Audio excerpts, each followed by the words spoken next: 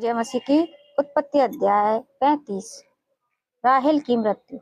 फिर उन्होंने बेतेल से कूच किया और अप्राता थोड़ी ही दूर रह गया था कि राहेल को बच्चा जन्मने की बड़ी पीड़ा उठने लगी।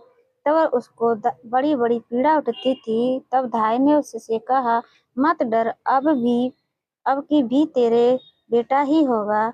तब ऐसा हुआ कि वह मर गई और प्राण निकलते निकलते उसने उस बेटे का नाम बेनोनी रखा, पर उसके पिता ने उसका नाम बिन्यामीन रखा।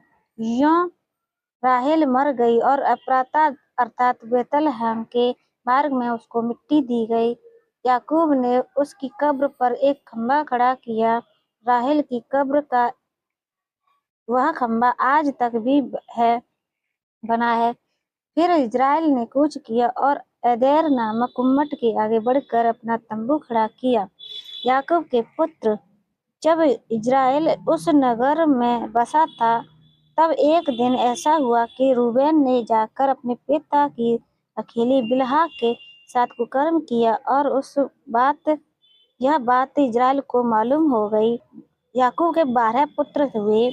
उनमें से लिया के पुत्र ये थे, अर्थात याकूब का जेठा रूबेन, फिर शिमोन, लेवी, यहूदा, इस्साकार और जबूलून।